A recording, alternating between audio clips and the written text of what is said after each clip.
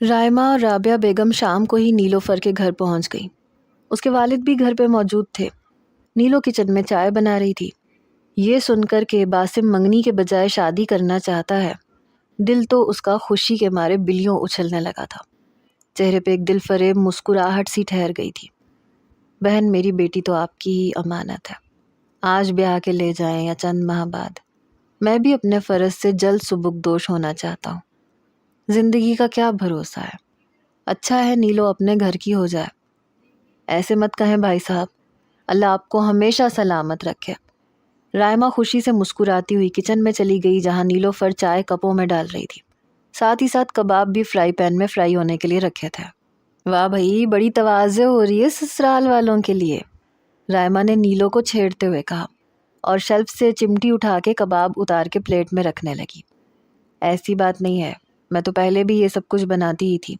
ویسے اتنی کیا جلدی ہے تمہارے بھائی کو؟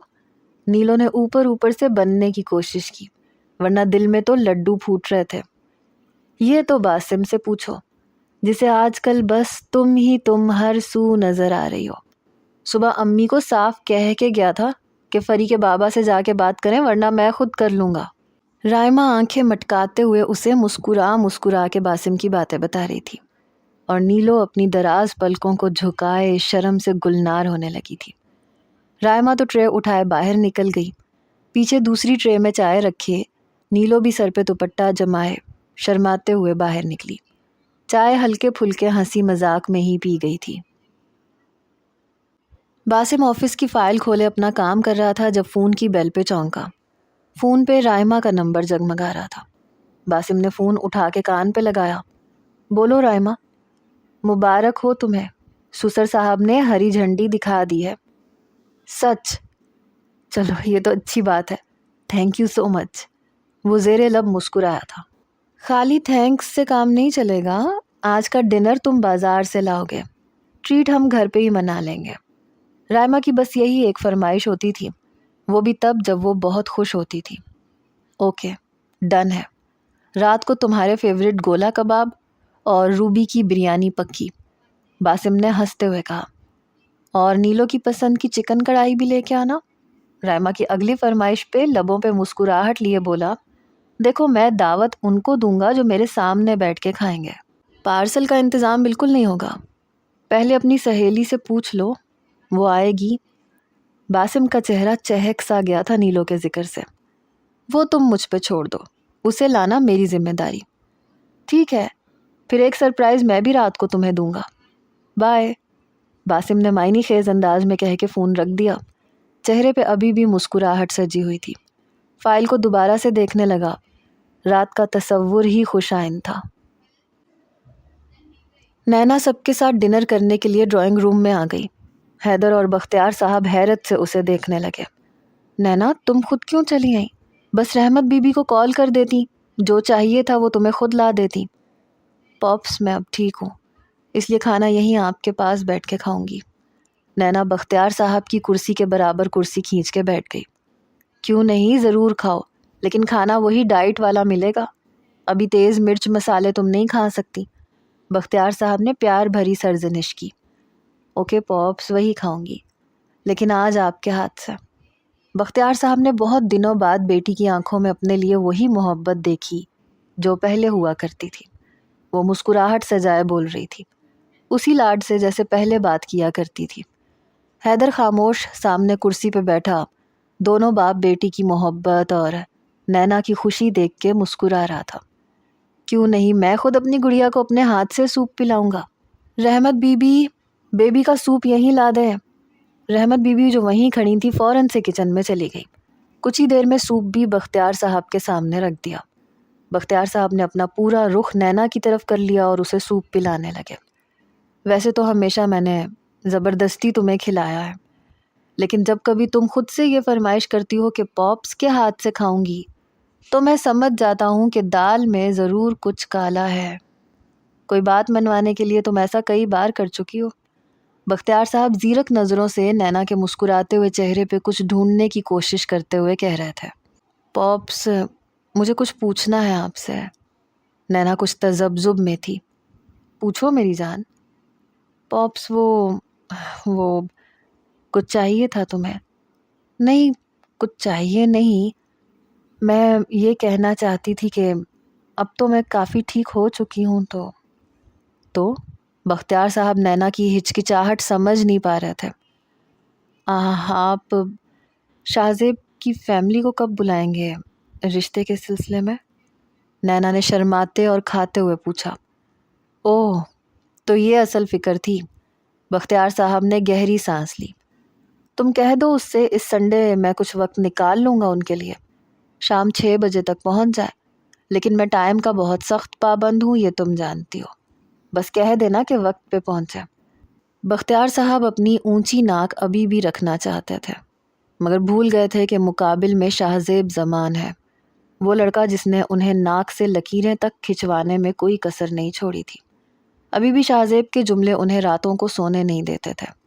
جب نینا کے لیے وہ خود چل کے اس کے گھر تک گئے تھے اور اس نے اپنے باپ سے معافی مانگنے کا حکم نامہ جاری کیا تھا۔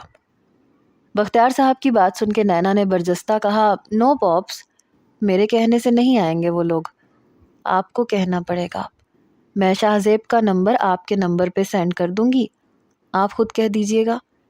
نینا اب ایک پلیٹ میں اپنے لیے سلاد ڈال رہی تھی، اس لیے لاپرواہی سے کہہ کے فورک سے سلاد کھانے لگی۔ بختیار صاحب کو اس بات میں بھی اپنی ہتک محسوس ہوئی، یعنی کہ اس 2 ٹکے کے لڑکے سے میں کہوں کہ آؤ میرے گھر، میں مرا جا رہا ہوں اپنی بیٹی تمہیں دینے کے لیے۔ ضبط کرتے ہوئے سرخ چہرے کے ساتھ وہ اپنے کمرے میں چلے گئے۔ حیدر ابھی بھی کھانا کھا رہا تھا، ساتھ ہی نینا کو بھی دیکھ رہا تھا۔ نین، میں کل واپس جا رہا ہوں۔ نینا نے بس ایک نظر ہی حیدر پہ ڈالی، وہ کافی سنجیدہ سا لگ رہا تھا۔ کچھ دن رک جاتے، میری منگنی دیکھ کے جاتے۔ نہیں، بس اب جاؤں گا۔ نین، حیدر نینا کی لاپرواہی دیکھ رہا تھا۔ ہاں بولو، وہ ساتھ ساتھ سلاد کھا رہی تھی۔ کیا ہم ابھی بھی دوست رہ سکتے ہیں؟ حیدر نے بڑی آس سے پوچھا۔ نو حیدر، شاہ زیب میری میل فرینڈ شپ کو پسند نہیں کرتے، آئی ایم سوری۔ نینا کے لہجے میں ذرا بھی لچک نہیں تھی۔ Okay, as you wish, and wish you best of luck. Thanks. Nina salad کھا چکی تھی، اس لیے اٹھ کے چلی گئی۔ رات کو باسم کی بائک کے ہارن پہ سب سے زیادہ رائمہ چہکی تھی۔ نیلوفر کو وہ بہانے سے پہلے ہی نیچے لے آئی تھی کہ رات کا ڈنر وہ اس کے ساتھ ہی کرے۔ اب بس باسم کا ہی انتظار تھا۔ آج تو بھائی کی ایک ملاقات نیلو سے کروانے کے سارے انتظامات وہ کر کے بیٹھی تھی۔ رباب اور رابعہ بیگم کے ساتھ نیلو اور رائمہ بھی صحن کے تخت پہ ہی بیٹھی تھی۔ نیلو کے بابا کسی دوست کے گھر دعوت پہ مدعو تھے، اس لیے رائمہ بے فکر تھی۔ بائک کے ہارن پہ دوڑ کے گیٹ تک پہنچی۔ باسم آ گیا۔ خوشی سے چہکتے ہوئے جیسے ہی دروازہ کھولا، سامنے رامس کو دیکھ کر متحیر سی ہو گئی۔ وہ بھی سفید شلوار قمیض اور فرینچ داڑھی میں اسی کو دلچسپی سے دیکھ کے مسکرا رہا تھا۔ ہائے اللہ، آپ! رائمہ بری طرح سے بوکھلا ہی تو گئی، جلدی سے دوپٹہ سر پہ رکھنے لگی۔ جی، میں سنا ہے میں مہمان خاص ہوں اور اسی لیے زبردستی یہاں لایا گیا ہوں، کھینچ کھانچ کے، وہ مسکرا کے بولا۔ باسم بائک کھڑی کر چکا تھا اور بہن کا شرم اور خفت سے تمتماتا چہرہ بھی دیکھ چکا تھا۔ رائمہ، یوں دیدے پھاڑ پھاڑ کے مت دیکھو، رامس ہی ہے، کوئی اور نہیں ہے۔ ٹھیک ہے کہ تمہارا شوہر ہے، پورا حق ہے تمہیں اسے دیکھنے کا، مگر یوں بھائی کے سامنے نہیں دیکھتے، کچھ شرم حیا کے تقاضے بھی ہوتے ہیں۔ باسم نے مسکراتے ہوئے رائمہ کو تنگ کیا تھا۔ وہ گھبرا کے اندر کی طرف بھاگ گئی۔ باسم کے ساتھ ساتھ رامس کی ہنسی بھی بے اختیار تھی۔ سامنے رابعہ بیگم پہلے تو رائمہ کے بھاگنے پہ متحیر تھی، پھر مین گیٹ سے باسم کے ساتھ رامس کو دیکھ کے سمجھ گئی۔ اٹھ کے خود ہی رامس کے پاس آ گئی۔ ارے میرا رامس آیا ہے، سلام خالہ۔ رامس نے آگے بڑھ کے سر جھکا کے سلام کیا۔ رابعہ بیگم نے بھی شفقت سے اس کے سر پہ ہاتھ پھیرتے ہوئے دعا دی۔ جیتے رہو بیٹا، سدا خوش رہو۔ وہ تو اب یہ رہنے ہی والے ہیں، بس رخصتی کی دیر ہے امی۔ باسم نے کنکھیوں سے نیلوفر کی طرف دیکھا، جو تخت سے کھڑی ہو چکی تھی اور شاید کمرے میں جانے کے لیے پر تول رہی تھی۔ آج تو نیلے رنگ کے لباس میں، ہلکے سے میک اپ میں کچھ الگ ہی لگ رہی تھی۔ ہاتھوں میں ہم رنگ چوڑیاں پہننے کا اسے شوق تھا شاید۔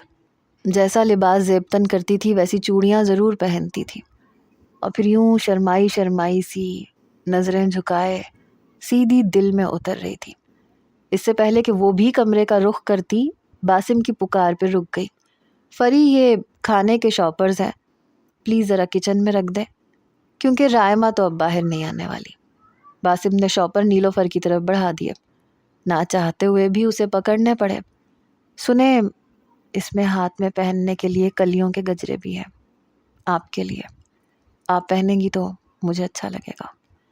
دھیرے سے اسے کہہ کے وہ پیچھے ہٹ گیا اور وہ فوراً سے دھڑکتے دل کے ساتھ کچن میں چلی گئی۔ اگلے ہی روز بختیار صاحب کے ان باکس میں شاہزیب کا نمبر اس کے نام کے ساتھ نینا نے بھیج دیا تھا۔ اس وقت وہ اپنے آفس میں ایک ضروری فائل ری چیک کر رہے تھے، مگر اس کا نمبر دیکھ کر فائل سے ساری دلچسپی جیسے ختم ہو چکی تھی۔ چند لمحے فون پہ شاہزیب کا نمبر گھورتے رہے، پھر اسے کال ملا کے فون کان پہ لگایا۔ چند بیلوں کے بعد ہی فون اٹھا لیا گیا۔ ہیلو، آواز شاہزیب کی ہی تھی۔ بختیار صاحب نے گلا کھنکارا۔ کوئی ناپسندیدہ شخصیت اگر مجبوراً بات کرنی پڑ جائے تو انسان شش و پنج کا شکار ہو ہی جاتا ہے۔ بختیار صاحب بھی اس وقت ایسی ہی کسی کیفیت کا شکار تھے۔ جی کون صاحب؟ شاہزیب نے دوبارہ سے استفسار کیا۔ میں، رانا بختیار راجپوت۔ بڑے روب سے وہ اپنا تعارف کروانے کے عادی تھے، مگر پہلی بار شاہزیب کے سامنے آواز کچھ پست سی ہو گئی تھی۔ او رانا صاحب، کیسے مزاج ہیں آپ کے؟ وہی بے خوف اور دبدبے والا لہجہ جو بختیار صاحب کی جان جلا کے رکھ دیتا تھا۔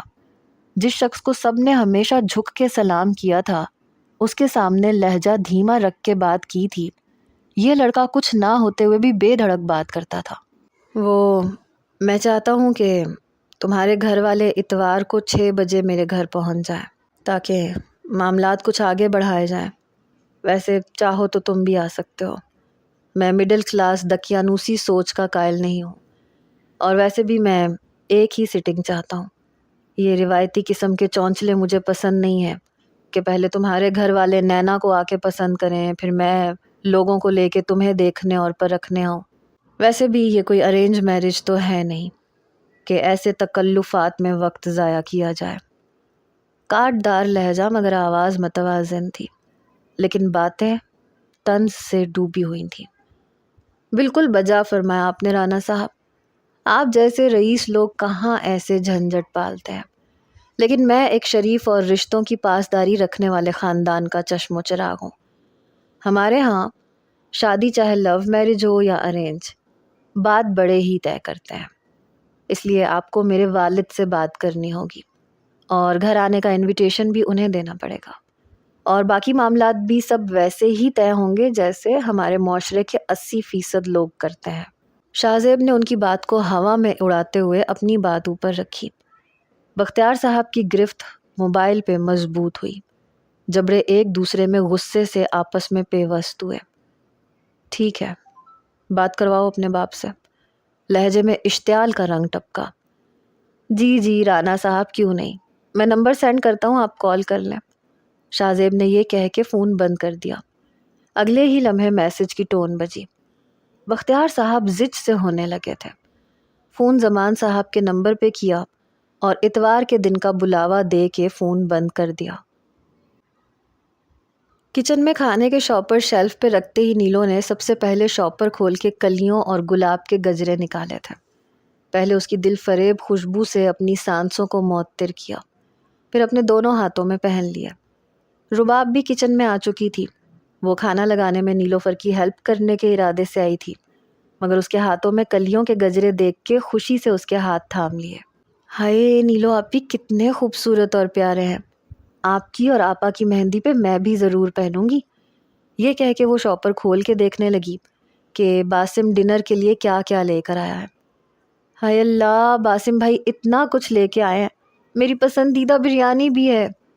چلو اب جلدی سے مجھے بتاؤ کہ باؤل اور ڈشز کہاں ہیں، میں کھانا نکالوں، ابھی گرم گرم ہے، بعد میں ٹھنڈا ہو جائے گا۔ نیلو اب کھانے کے باکسز نکالنے لگی تھی۔ رباب اسے باؤل اور ڈشز نکال کے پکڑانے لگی۔ کھانا سب نے صحن میں دسترخوان بچھا کر ہی نوش فرمایا تھا۔ نیلو رائمہ کو بھی زبردستی باہر لے آئی تھی۔ کھانے کے دوران ان چاروں کی بس نظریں تھیں جو کچھ میٹھے میٹھے پیغامات کا تبادلہ کر رہی تھی۔ کھانا کھاتے ہی رائما اور نیلو کچن میں چائے بنانے گھس گئیں۔ رابعہ بیگم نے عشاء نہیں پڑھی تھی، وہ عشاء کے لیے اپنے کمرے میں چلی گئی۔ رباب کا صبح ٹیسٹ تھا، وہ معذرت کرتے ہوئے اپنے کمرے میں جا چکی تھی۔ چائے ابھی بن رہی تھی جب باسم کچن میں داخل ہوا۔ دو خواتین کچن میں موجود ہیں اور چائے ابھی تک نہیں بنی۔ حیرت ہے بھائی۔ باسم کی نظر نیلو کے ہاتھوں میں پہنے گجروں کی طرف تھی۔ بن چکی ہے، بس ذرا کپوں میں ڈال دوں تو لے جانا اندر۔ رائما نے کیتلی اٹھا کے کپوں میں چائے انڈیلتے ہوئے کہا، پھر 2 کپ ٹرے میں رکھ کے باسم کو پکڑانے چاہے، مگر وہ ہاتھ باندھے کچن کے دروازے سے ٹیک لگائے بڑے مطمئن انداز سے کھڑا رہا۔ رائما نے اسے یوں مطمئن انداز سے کھڑے دیکھ کے گھرکا، پکڑو بھی باسم۔ جی نہیں، جاؤ اور جا کے خود اپنے میاں کو چائے دے کے آؤ۔ میں نے نوکری نہیں کی ہوئی، پہلی تمہاری خاطر موصوف کو اس کے گھر سے اٹھا کے لایا ہوں، بس اتنا ہی سر چڑھا سکتا ہوں، اس سے زیادہ نہیں۔ باسم، میں نے کب کہا تھا کہ تم انہیں بھی ساتھ لے کے آؤ؟ رائما جی بھر کے زچونے لگی تھی۔ جانتا ہوں میں، لیکن اب تو وہ آ چکا ہے۔ جاؤ جا کے چائے سرو کرواؤ اسے۔ بری بات ہے، اتنی اخلاقیات تو دکھا سکتی ہو تم۔ باسم، میں نہیں جاؤں گی۔ رائما نے صاف انکار کیا۔ ارے، اسی وعدے کے ساتھ تو وہ آنے کو تیار ہوا تھا کہ چائے بیگم کے ساتھ پیوں گا۔ تم پاگل ہو گئے ہو کیا؟ کیا کیا الٹے سیدھے وعدے کر کے لائے ہو تم انہیں؟ امی نے دیکھ لیا تو کیا سوچیں گی میرے بارے میں؟ رائما خفگی سے بولی۔ کچھ نہیں سوچتی، تم جاؤ، اب چائے ٹھنڈی دو گی کیا بیچارے کو؟ رائما نے بے بسی سے باسم کے مسکراتے ہوئے چہرے کو دیکھا۔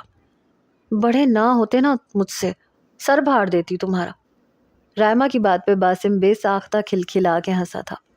رائما اسے گھورتے ہوئے وہاں سے چلی گئی۔ نیلو جو ابھی تک دونوں بہن بھائیوں کو لڑتے دیکھ رہی تھی، اب خود کو وہاں باسم کی موجودگی میں اکیلے پا کے اپنا کپ اٹھا کے کچن سے نکلنے لگی کہ باسم فوراً سے سامنے ایستادہ کیے کھڑا ہو گیا۔ آپ کہاں جا رہی ہیں؟ جی وہ رائما کے پاس۔ جلد بازی میں جو منہ میں آیا بول گئی۔ کیوں؟ شرم نہیں آئے گی میاں بیوی کے درمیان میں بیٹھ کے ان کی باتیں سنتے ہوئے؟ جی وہ تو آئے گی۔ ٹھیک ہے پھر اوپر چلی جاتی ہوں، آپ پلیز راستہ دیں مجھے۔ نیلو نے نروس ہوتے ہوئے کہا۔ چائے پی کے جائیے گا، فریب کچھ دیر باتیں کرنا چاہتا ہوں آپ سے، اگر آپ کی اجازت ہو تو۔ وہ میم، نیلوفر گھبرائی۔ بے فکر رہے، مجھے رومانوی قسم کی گفتگو زیادہ نہیں آتی، سیدھا سادہ سا بندہ ہوں، میری باتیں آپ کو پریشان نہیں کریں گی، اب صحن میں بیٹھ کے بات کر لیں۔ جی۔ نیلو نظریں جھکائے باسم کی تقلید میں چلتے ہوئے صحن کے تخت پہ بیٹھ گئی۔ رائما ڈرائنگ روم میں چائے لے کر گئی تو رامس صوفے پہ ڈھیلے ڈھالے انداز سے بیٹھا تھا۔ رائما کو دیکھ کے چونک سا گیا، کہاں تو وہ دروازہ کھولتے ہی اسے دیکھ کے بھاگ گئی تھی اور اب یوں چائے لے کے ہی پہنچ گئی تھی۔ چائے کی ٹرے رکھ کے رائما نے شوگر پاٹ میں سے 1 چمچ چینی نکالی اور رامس کے کپ میں ڈال کے ہلانے لگی۔ میں چینی 2 چمچ پسند کرتا ہوں، رامس رائما کے تیکھے تیکھے تیور دیکھ کے بولا۔ لیکن جو لوگ میرے ساتھ چائے پینے کے شوقین ہیں، انہیں میں چائے اپنی مرضی کی ہی پلاتی ہوں، ویسے بھی زیادہ شوگر نقصان دہ ہوتی ہے۔ چائے کا کپ رامس کے سامنے بڑھاتے ہوئے وہ ایک ابرو چڑھا کے بولی۔ وہ بیچارہ کہاں واقف تھا کہ باسم نے کیا کہانی سنا کے رائما کو بھیجا ہے۔ وہ اس کی غیر متوقع آمد پہ ہی حیران تھا، کجا اس کا رویہ دیکھ کے۔ چپ چاپ سے اس نے چائے کا کپ پکڑا اور پینے لگا۔ رائما بھی سامنے صوفے پہ نروٹھے انداز سے بیٹھ کے چائے پینے لگی۔ رامس کے لیے یہ ایک اور حیران کن بات تھی۔ اسے لگا کہ رائما چائے دے کر اسے چلتی بنے گی، مگر اس کا یوں رامس کے سامنے دھڑلے سے بیٹھنا، وہ بیچارہ نظریں جھکائے گرم گرم چائے اندر انڈیلنے لگا۔ خاموشی جب طول پکڑنے لگی تو تنگ آ کے رائما نے ہی بات شروع کی۔ اب اگر اتنی شرائط رکھ کے مجھ سے ملنے آ ہی گئے ہیں تو چپ چاپ کیوں بیٹھے ہیں؟ رائما کی بات سن کے وہ حواس باختہ ہوا۔ جی میں سمجھا نہیں رائما، کون سی شرائط؟ رامس نافہم انداز سے پوچھنے لگا۔ اب آپ میرے سامنے انجان بننے کا ناٹک مت کریں، باسم نے سب بتا دیا ہے مجھے۔ رائما کی اس بات پہ رامس سمجھ گیا کہ ضرور باسم کی شرارت ہوگی۔ اس لیے سوچ میں پڑ گیا کہ اب بات کیا کریں۔ چائے بہت اچھی بنائی ہے آپ نے۔ رامس کو لگا کہ تعریف کرنا ٹھیک رہے گا۔ میں نے نہیں بنائی، یہ نیلو نے بنائی ہے۔ رائما کا انداز تیکھا تھا۔ اوہ اچھا، مجھے لگا آپ نے بنائی ہے۔ ویسے کھانا بھی بہت مزے کا تھا۔ یہ دوسری کوشش تھی۔ کھانا بازار سے آیا تھا۔ رائما نے اسے بھی ناکام بنا دیا۔ ہاں یاد آیا، باسم نے بتایا تھا۔ رامس اب سوچ رہا تھا کہ اب کیا بات کریں۔ آپ اس ڈریس میں بہت اچھی لگ رہی ہیں۔ بے شک آپ نے یہ رباب یا نیلو سے ہی مانگ کے کیوں نہ پہنا ہو۔ رامس کو لگا کہ یہ تعریف تو ضرور رائما کو اچھی لگے گی، مگر وہ تو ہتھے سے ہی اکھڑ گئی۔ کیا مطلب ہے آپ کا؟ آپ کو میں ایسی لگتی ہوں کہ کپڑے بھی دوسروں سے مانگ کے پہنوں گی؟ رائما صوفے سے کھڑی ہو گئی تو رامس تو بوکھلاس آ گیا۔ رائما پلیز، میرا یہ مطلب نہیں تھا، بس سمجھ نہیں پا رہا تھا کہ آپ کی تعریف کیسے کروں۔ اسی کوشش میں آئی ایم سوری۔ وہ فوراً سے معذرت پہ اتر آیا۔ یوں تو تعریف نہیں ہوتی، کہہ دیتے کہ یہ رنگ مجھ پہ اچھا لگ رہا ہے، یا میں اس سوٹ میں بہت اچھی لگ رہی ہوں، وغیرہ وغیرہ۔ آپ مجھے ہر رنگ میں اچھی لگتی ہیں، کسی نوخیز کھلتے گلاب کی طرح، یا پھر چمکتے ستاروں کی مانند، 14ویں کے چاند کی طرح روشن روشن۔ اب تو ٹھیک ہے نا رائما؟ اپنے تئیں وہ پوری کوشش کر چکا تھا، اور رائما کے چہرے پہ پھیلی سبھی سی مسکراہٹ اس بات کی گواہی دے رہی تھی کہ یہ تعریف اسے قابل قبول ہے۔ عاتکہ بیگم نے جب سے یہ سنا تھا کہ بختیار صاحب نے انہیں نینا کے رشتے کے لیے بلایا ہے، ان کے ہاتھ پیر پھولے ہوئے تھے۔ الماری سے سارے ہینگ شدہ جوڑے وہ بیڈ پہ پھیلائے شازمہ اور نمیرہ سے مشورے مانگ رہی تھی کہ کون سا پہن کے جائے۔ جب شازیب اندر داخل ہوا، کپڑوں کا بازار دیکھ کے تینوں کو حیرت سے دیکھنے لگا۔ امی یہ سب کیا ہے؟ کسی کی شادی کا دعوت نامہ ملا ہے کیا؟ ایک سے ایک فینسی اور قیمتی جوڑے بیڈ پہ پھیلے دیکھ کے وہ بھی وہیں بیڈ پہ کپڑے ہٹا کے بیٹھ گیا۔ ارے نہیں بھائی، نینا کے ابا نے بلایا ہے رشتے کی بات کرنے کے لیے۔ اب اتنے امیر لوگ ہیں وہ، تو ان کے حساب سے ہی دیکھنا پڑے گا نا۔ کیوں امی؟ ان کے حساب سے کیوں دیکھنا پڑے گا؟ کاٹن کے سمپل سے سوٹ میں بھی آپ مس ورلڈ لگیں گی، ٹینشن مت لیں۔ ابو تو دیکھتے ہی رہ جائیں گے اپنی مینا کماری کو۔ شاہزیب نے ماں کے گال محبت سے کھینچ کے کہا۔ آگے سے عاتکہ بیگم نے اسے تھپکی لگائی۔ ہٹ بدماش، شرم تو بیچ کھائی ہے تم نے۔ عاتکہ بیگم اس عمر میں بھی ایسی بات پہ شرم سے نظریں بدل گئی تھیں، اور شازمہ اور نمیرہ کی ہنسی بند نہیں ہو رہی تھی۔ بختیار صاحب اتوار کو پورے 6 بجے تیار تھے۔ زمان صاحب سے بھی کہہ چکے تھے کہ وقت پہ ہی پہنچے، مگر پچھلے آدھے گھنٹے کے انتظار نے انہیں کوفت میں مبتلا کر دیا تھا۔ بار بار گھڑی دیکھ رہے تھے۔ پھر چوکیدار نے اطلاع دی کہ ایک بڑی عمر کا شخص ایک خاتون کے ساتھ ویسپا پہ آئے ہیں اور کہہ رہے ہیں کہ شاہزیب کے والد ہیں۔ یہ سن کے تو بختیار صاحب کا چلو بھر پانی میں ڈوب مرنے کو جی چاہ رہا تھا۔ ایک اکلوتی نازوں سے پلی بیٹی کو وہ اس طرح کے لوگوں میں دیں گے، انہوں نے کبھی خواب میں بھی نہیں سوچا تھا۔ ٹھیک ہے، اندر بلاؤ انہیں۔ کس ضبط سے بختیار صاحب نے کہا یہ وہی جانتے تھے۔ تو اب ان کم وقتوں کو جہیز میں گاڑی اور بنگلہ بھی دینا پڑے گا۔ نخوت سے منہ میں بڑبڑا کے رہ گئے۔ کچھ ہی دیر میں کلف شدہ سفید شلوار قمیض میں ملبوس زمان صاحب اپنی بیگم کے ہمراہ ملازم کی رہنمائی میں لاؤنج میں داخل ہوئے۔ عاتکہ بیگم ہونکوں کی طرح اس شیش محل کو آنکھیں پھاڑے دیکھ رہی تھیں۔ البتہ زمان صاحب بس سرسری سا ہی دیکھ رہے تھے۔ بختیار صاحب استہزائیہ انداز سے مسکرائے۔ کبھی خواب میں بھی ایسا بنگلہ نہیں دیکھا ہوگا ان کنگلوں نے۔ بڑی رعونیت سے ٹانگ پہ ٹانگ رکھ کر وہ بیٹھے رہے۔ زمان صاحب نے ہی آگے بڑھ کے ان سے مصافحہ کیا۔ جی جی تشریف رکھیے۔ بختیار صاحب نے فوراً سے اپنا ہاتھ زمان صاحب کے ہاتھ سے کھینچ لیا اور خوش اخلاقی دکھاتے ہوئے انہیں بیٹھنے کا اشارہ کیا۔ گھر تو آرام سے مل گیا تھا نا آپ کو، زیادہ دقت تو نہیں ہوئی؟ بختیار صاحب نے زمان صاحب کو جیب سے رومال نکال کے پسینہ پونچھتے دیکھ کے پوچھا۔ نہیں دقت کیسی، رستہ آسان ہی تھا۔ زمان صاحب سامنے صوفے پر بیٹھتے ہوئے بولے۔ جی ہاں، میرے گھر کا راستہ تو آپ لوگوں کے لیے واقعی بڑا آسان ثابت ہوا۔ طنز میں ڈوبا لہجہ تھا۔ زمان صاحب ذرا سا کھٹکے تھے۔ بختیار صاحب نے چہرے پہ بناوٹی مسکراہٹ سجائی۔ مجھ سے کہہ دیتے میں ڈرائیور کو بھیج دیتا، آپ لوگوں کو آنے میں سہولت ہو جاتی۔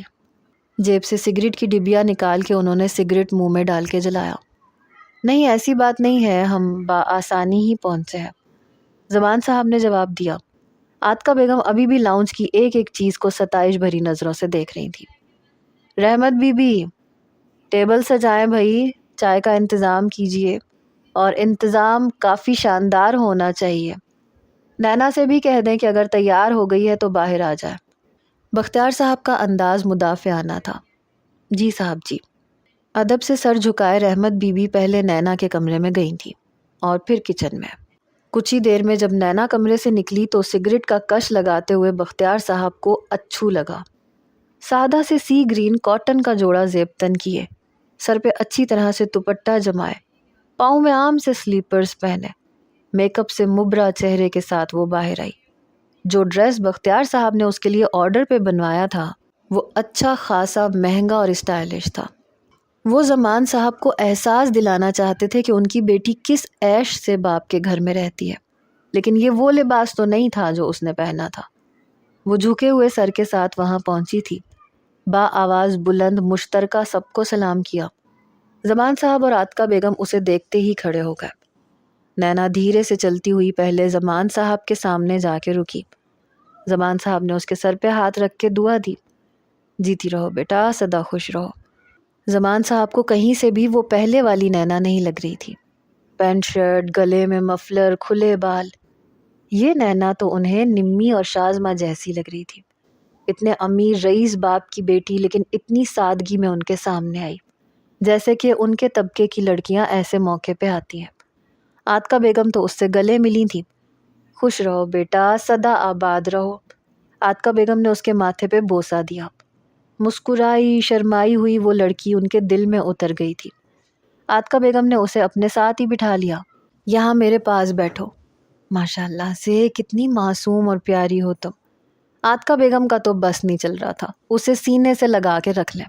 ان کے بیٹے کی محبت واقعی قابل محبت تھی، اور پھر جو جوہر وہ دونوں اپنی محبت کے لیے اپنے ماں باپ کو دکھا چکے تھے، دل میں کسی بھی کدورت کی گنجائش نہیں رہی تھی۔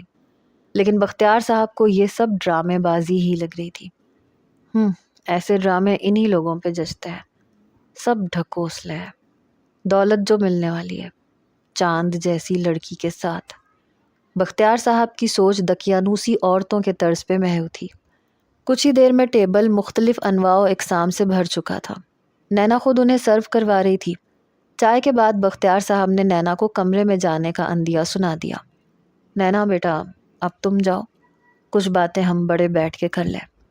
جی پاپس۔ نینا اٹھنے لگی تو عاتکہ بیگم نے اسے روک لیا۔ ایک منٹ بیٹا، میں تمہیں ذرا سلامی تو ڈال لوں۔ کیا مطلب، کیسی سلامی؟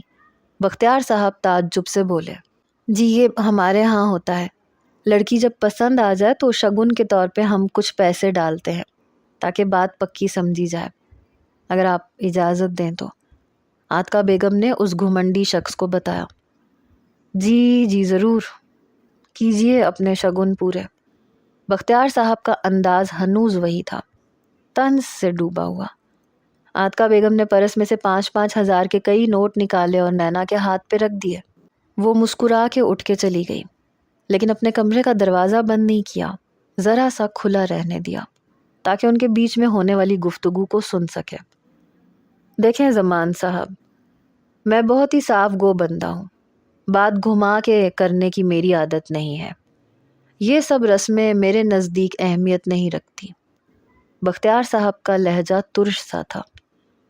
ٹھیک ہے، آپ نے یہاں آ کے اپنی خوشی پوری کی، میں نے کوئی اعتراض نہیں کیا، لیکن ابھی بھی میں آپ کے گھر آؤں اور میں یہ ایسا سب کچھ کروں تو یہ ایک مشکل امر ہے، مطلب میں ایسا ہرگز نہیں چاہوں گا۔ بختیار صاحب کی بات ناگوار تو دونوں میاں بیوی کو لگی، لیکن بولی عاتکہ بیگم، یہ تو طریقہ کار ہے بھائی صاحب۔ عاتکہ بیگم نے مداخلت کی، لیکن یہ بھی تو سچ ہے کہ یہ شادی کوئی عام سی ارینج میرج نہیں ہے جو ایسے تکلفات کو اہمیت دی جائے۔ بختیار صاحب اپنے موقف پہ قائم ہی رہے۔ جی کوئی بات نہیں بختیار صاحب، آپ جیسا مناسب سمجھیں۔ زمان صاحب کو ان کا رویہ کچھ حد تک آمیز سا لگا، مگر چپ رہے۔ بات اگر اپنی ذات کی ہوتی تو اٹھ کے چلے جاتے، مگر بیٹے کی محبت کے سامنے تو وہ بھی مجبور تھے۔ دیکھیں منگنی تو میں 1 یا 2 مہینے تک کر دوں گا، مگر شادی وہ نینا کی تعلیم مکمل ہونے کے بعد ہی دوں گا، کم از کم بھی 4 سے 5 سال تک۔ تب تک شاہ زیب بھی کچھ اسٹیبلش ہو جائے گا۔ اس بات پہ زمان صاحب اور عاتقہ بیگم نے حیرت سے ایک دوسرے کو دیکھا تھا۔ اندر بیٹھی نینا بھی بجھ سی گئی۔ جی یہ بات تو درست ہے آپ کی، لیکن 5 سال بہت زیادہ ہیں۔ 4 ماہ تک شاہ زیب کا BCom کمپلیٹ ہو جائے گا اور 2 سال تک MBA۔ ایک جاب تو وہ کر رہا ہے مگر عارضی طور پہ، اصل جاب تو اس کی BCom کے بعد ہی میں شروع کروا دوں گا۔ اپنے جان پہچان والوں سے بات کر رکھی ہے میں نے۔ دیکھیں زمان صاحب، میں شادی اسی وقت دوں گا جب شاہ زیب میری بیٹی کے اسٹیٹس اور اس کی ضروریات کو پوری کر سکے جن کی وہ بچپن سے عادی ہے۔ جی کیوں نہیں۔ زمان صاحب بختیار صاحب کے بے لچک لہجے پہ چپ سے ہو گئے تھے۔ پھر ٹھیک ہے، میں اب چلتا ہوں، مجھے اپنے ایک فورن کلائنٹ سے ملنے جانا ہے بزنس ڈیل کے سلسلے میں، ورنہ میں آپ لوگوں کو مزید وقت ضرور دیتا۔ بختیار صاحب گھڑی دیکھتے ہوئے کھڑے ہو گئے۔ جی ضرور جائیے، بس ہم بھی اب جائیں گے، کافی لیٹ ہو گئے۔ زمان صاحب بھی ساتھ ہی کھڑے ہو گئے۔ ٹھیک ہے، 2 مہینے بعد کی منگنی کی ڈیٹ میری طرف سے فائنل سمجھے۔ یہ کہہ کے وہ زمان صاحب سے ہاتھ ملا کے چلے گئے۔ عاتقہ بیگم اور زمان صاحب بھی ان کے پیچھے ہی لاؤنج سے باہر نکل گئے۔ نینا سوچ میں پڑ گئی تھی۔ 4-5 سال! شاہ زیب تو چند ماہ میں اسے لے جانے کی باتیں کر رہا تھا۔ اپنے باپ کی اس شرط پہ دل تو اس کا بجھ کے رہ گیا تھا، مگر خاموش ہی رہی۔ تعلیم تو بہرحال اسے بھی پوری کرنی ہی تھی۔ شاہ زیب کو جب بختیار صاحب کے خیالات معلوم ہوئے تو زمان صاحب کے سامنے تو وہ چپ رہا، مگر رات کو نینا کے سامنے وہ ضرور بھڑک اٹھا۔ یہ کون سی نئی شرط رکھی ہے تمہارے باپ نے؟ کیا چاہتے ہیں رانا صاحب؟ بنا سلام، بنا ہیلو ہائے کے وہ سیدھا اپنے مدعے پہ آیا، وہ بھی غصے سے۔ نینا اس کی آواز کی سختی سے گھبرا گئی تھی۔ Shahzeb please cool down. What cool down? ہاں، کس بات کا ڈر ہے انہیں؟ تمہیں بھوکا رکھوں گا میں، کھانے کو نہیں ملے گا تمہیں ہمارے گھر میں، یا تمہاری چند ضروریات کے لیے ان کے سامنے ہاتھ پھیلاؤں گا؟ وہ چلا کے بولا تھا۔ آپ غلط سمجھ رہے ہیں، پاپس نے صرف میری خاطر کہا ہے، میں آگے پڑھنا چاہتی ہوں، میں نے ایسی خواہش ظاہر کی تھی۔ ساری بات نینا نے خود پہ لے لی۔ کچھ دیر تو خاموشی چھائی رہی، پھر شاہ زیب کی آواز گونجی، مگر اس بار لہجہ کچھ نرم پڑ چکا تھا۔ کیا ضرورت تھی تمہیں یہ سب کہنے کی؟ یار BA کر لو بس کافی ہے۔ میں کچھ نہیں جانتا نینا، اپنے پاپس سے کہو 2 سال سے زیادہ انتظار نہیں کروں گا میں، بس یہاں میرا MBA کمپلیٹ ہوگا اور وہاں میں تمہیں لینے پہنچ جاؤں گا۔ شاہ زیب کے حتمی انداز پہ وہ گھبرا سی گئی۔ ٹھیک ہے میں کہہ دوں گی، بس۔ نینا نے فوراً سے حامی بھر لی۔ نہیں بس بالکل نہیں۔ کتنے دن ہو گئے یار تمہیں دیکھا نہیں ہے میں نے، کہیں ملتے ہیں، بہت ساری باتیں کرنی ہے تم سے۔ گمبھیر لہجے میں کہا گیا۔ دل تو نینا کا بھی ملنے کو مچل رہا تھا۔ کل کالج کے باہر آ جائیے گا، لیکن ذرا جلدی، میں چھٹی ہونے سے پہلے کالج پہ ہی آ جاؤں گی۔ اوکے ڈن ہے۔ شاہ زیب فوراً سے مان گیا۔ Okay bye. اچھا سنو، اس سے پہلے کہ نینا فون بند کرتی شاہ زیب کی بات پہ رک گئی۔ جی آئی لو یو۔ شاہ زیب کے برملا اظہار پہ وہ مسکرائے بنا نہیں رہ پائی۔ شاہ زیب، وہ مصنوعی خفگی سے مسکرا کے بولی۔ شاہ زیب کی ہنسی کی آواز گونجی تھی۔ Okay bye and take care. Nina نے فون بند کر دیا اور سکون کا لمبا گہرا سانس لیا۔ بات کو بڑی مشکل سے سنبھال پائی تھی وہ۔ شاہ زیب نینا کے کالج پہ مقررہ وقت پہ پہنچ گیا تھا۔ وہ کالج کے گیٹ پہ کھڑی اسی کا انتظار کر رہی تھی۔ شاہ زیب کو دیکھ کے دل فریب سی مسکراہٹ نینا کے چہرے پہ سج گئی تھی۔ بائک رکتے ہی وہ فوراً سے اس کے پیچھے بیٹھ گئی۔ سب سے پہلے شاہ زیب اسے سمندر پر ہی لے کے جاتا تھا، جہاں پہلی بار نینا نے اسے دیکھا تھا۔ وہ وہیں سیمنٹ کی بنی شیلف پہ بیٹھ جاتے تھے، ابھی بھی وہ وہیں بیٹھے تھے۔ سب سے پہلے سمندر کی لہروں کو دیکھتے رہے۔ پہلی بار شاہ زیب نے نینا کے ہاتھ پہ ہاتھ رکھا۔ نینا نے چونک کے اس کی طرف دیکھا۔ ایسے کیا دیکھ رہی ہو؟ یقین کر لینے دو کہ اب ہمیں کوئی بھی جدا نہیں کر سکتا۔ فائنلی نینا اب میری ہو جائے گی۔ شاہ زیب کی نظروں سے پہلی بار وہ نروس ہوئی تھی۔ مسکرا کے دوبارہ سے سامنے سمندر کی لہروں کو دیکھنے لگی۔ زہر لگتی ہو تم مجھے جب ایسے موقع پہ صرف مسکرا کے دامن بچاتی ہو۔ شاہ زیب نے اس کا ہاتھ زور سے دبا کے غصے سے کہا۔ شاہ زیب، نینا نے ہاتھ چھڑوانے کی کوشش کی مگر وہ ہاتھ پکڑے صرف اسے ہی دیکھ رہا تھا۔ پلیز ہاتھ چھوڑے میرا، پہلے آئی لو یو کہو۔ نہیں بھائی مجھے نہیں کہنا، ہاتھ چھوڑے میرا۔ نینا اب تم مار کھاؤ گی مجھ سے۔ میں اتنی دور سے صرف سمندر کی آتی جاتی لہریں دیکھنے نہیں آیا ہوں، بہت کچھ سننے آیا ہوں میں تم سے۔ اب کیا چاہتے ہیں آپ میں یہاں پہ چلا چلا کے کہوں کہ شاہ زیب آئی لو یو؟ وہ حیرت سے اسے دیکھتے ہوئے بولی۔ واو، ونڈرفل آئیڈیا، زبردست یار۔ چلو نا نینا، دونوں سمندر کی طرف دیکھ کے زور سے آئی لو یو کہتے ہیں۔ ہماری آواز پورے سمندر میں گونجے گی۔ ویسے بھی رش نہیں ہے اس وقت، صبح کے 10 بجے کا ٹائم تھا، رش واقعی نہیں تھا، اکا دکا لوگ ہی تھے۔ ٹھیک ہے پھر اسٹارٹ کریں، لیکن آنکھیں بند کر کے۔ نینا کے فوراً سے مان جانے پہ پہلے تو شاہ زیب کو یقین نہیں آیا، لیکن پھر سامنے دیکھ کے آنکھیں بند کیں اور پوری قوت سے آئی لو یو کی آواز گونجی، مگر صرف شاہ زیب کی۔ نینا ابھی بھی ہنس کے دامن بچا گئی۔ شاہ زیب اسے بے تحاشا ہنستے ہوئے دیکھ رہا تھا، جو اسے یوں پھول بنا کے ہنس رہی تھی۔ ہنسو ہنسو، خوب ہنسو، ایک دن میں بھی مجبور کر دوں گا تمہیں یہاں پہ یوں ہی اظہار کرنے پہ، تب میں ہنسوں گا تم پہ۔ وہ اس کی چھوٹی سی کھڑی ناک دبا کے بولا۔ خواب میں تو آپ کی طرح پھول نہیں بنوں گی۔ نینا ابھی اترائی تھی۔ اوکے دیکھا جائے گا، لیکن اس وقت مجھے تم سے اور بھی بہت کچھ کہنا ہے نینا۔ وہ کیا؟ اب وہ بھی سنجیدہ سی ہو گئی۔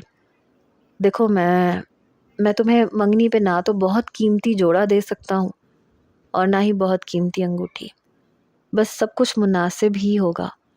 تمہارے شایان شان کچھ بھی نہیں ہوگا، لیکن میرا وعدہ ہے کہ شادی پہ پوری کوشش کروں گا کہ تمہاری بہت سی خواہشیں پوری کر سکوں۔ شاہ زیب، آپ نے یہ کیسے سوچ لیا کہ مجھے قیمتی لباس اور ہیرے جواہرات چاہیے؟ میں وہ ضرور پہنوں گی جو آپ لائیں گے، میرے لیے وہ سب چیزیں بہت قیمتی ہوں گی۔ نینا کی بات پہ شاہ زیب کی مسکراہٹ گہری ہوئی۔ وہ اس کے رنگ میں اتنی جلدی ڈھل چکی تھی کہ کبھی کبھی شاہ زیب کو حیرت ہوتی تھی۔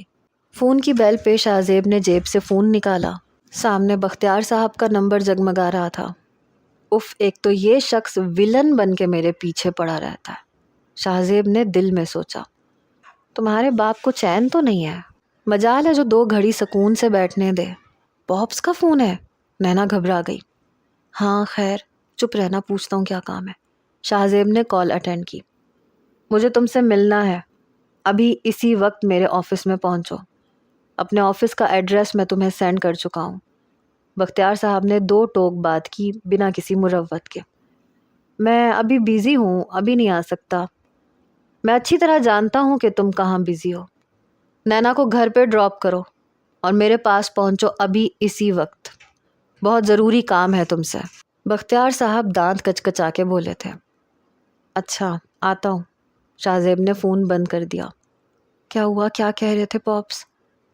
اپنے آفس بلایا ہے مجھے اور یہ بھی کہا ہے کہ نینا کو گھر پہ ڈراپ کر کے آنا۔ کتنا خیال ہے نا تمہارے باپ کو تمہارا، سارے جاسوس اس نے تمہارے ہی پیچھے چھوڑے ہوئے ہیں۔ مجھے تو لگتا ہے شادی کے بعد بھی یہ شخص ہماری جان نہیں چھوڑے گا۔ نینا کا رنگ فک ہوا تھا، ایک دم ہی کھڑی ہو گئی۔ شاہ زیب، ہمیں نہیں ملنا چاہیے تھا۔ او شٹ اپ، تمہارے باپ کے کہنے پہ نہیں چل سکتا ہوں میں، جب میرا دل چاہے گا ملوں گا تم سے۔ چلو آؤ چھوڑ دوں تمہیں اور پوچھوں جا کے رانا بختیار سے کہ اب کیا چاہتے ہیں۔ نینا چپ چاپ شاہ زیب کے ساتھ بائک پہ بیٹھ گئی تھی۔ شام کو شاہ زیب دیر سے گھر لوٹا تھا۔ عاتقہ بیگم نے وجہ پوچھی تو کہہ دیا کہ دوستوں کے ساتھ تھا۔ کھانے کو پوچھا تو وہ بھی منع کر کے تھکن کا بہانہ بنا کے اپنے کمرے میں آ گیا۔ بختیار صاحب کے آفس سے واپسی پہ 1 گھنٹہ وہ بے مقصد بائک سڑکوں پہ گھماتا رہا۔ ابھی بھی وہ کافی سنجیدہ سا تھا۔ بیڈ پہ بیٹھ کے اپنا سر پکڑ کے کچھ سوچنے لگا، پھر سائڈ ٹیبل کا دراز کھولا، کچھ ڈھونڈنے لگا۔ کافی چیزیں الٹ پلٹ کر کے اسے اپنا مطلوبہ کارڈ مل چکا تھا۔ اس نے موبائل پہ نمبر ملایا۔ کافی بیلز کے بعد فون اٹھایا گیا۔ Hello, can I speak with mister Qayyum Sabir? Yes, بول رہا ہوں۔ السلام علیکم سر۔ یس، کون؟ میں شاہزیب ہوں، میری آپ سے سی ویو پہ ملاقات ہوئی تھی، 1 ویلنگ کرتے ہوئے میں گر گیا تھا۔ Do you remember? شاہزیب نے یاد دہانی کروانے کی کوشش کی۔ او یس یس، ینگ بوائے، میں نے بہت دن تک تمہاری کال کا ویٹ کیا لیکن تم نے بات نہیں کی۔ اینی وے، آج کیسے یاد کر لیا؟ قیوم صابر کا لہجہ چہکا تھا۔ بس یوں ہی، مجھے لگا شاید آپ مجھے بھول گئے ہوں گے۔ نہیں یار، تم بھولنے والی چیز نہیں ہو، کچھ دن پہلے ٹی وی پہ بھی تمہیں دیکھا تھا۔ میری سوچ سے بہت اونچی چیز ہو تم، مائے مائے۔ مجھے اندازہ تو تھا کہ تم نڈر ہو، مگر اس قدر یہ نہیں جانتا تھا۔ پولیس والوں کی زیادتیوں کا شکار کون نہیں ہوتا، لیکن انہیں منہ توڑ جواب دینا ہر ایک کے بس کی بات نہیں ہوتی۔ You are really great. Qayyum Sabir کو یہ لڑکا کچھ الگ ہی لگتا تھا۔ کیا ہم مل کے بات کر سکتے ہیں؟ شاہزیب نے بات آگے بڑھائی۔ یا شور، کیوں نہیں، کب ملنا چاہتے ہو؟ قیوم صاحب کا اشتیاق قابل دید تھا۔ کل، آپ مجھے اپنے آفس کا پتہ دیں، میں پہنچ جاؤں گا۔ بالکل، تم وقت بتاؤ کب آؤ گے، میں تمہارا انتظار کروں گا، قیوم صاحب نے کہا۔ شاہزیب نے 4 بجے کا وقت مقرر کیا اور فون بند کر دیا۔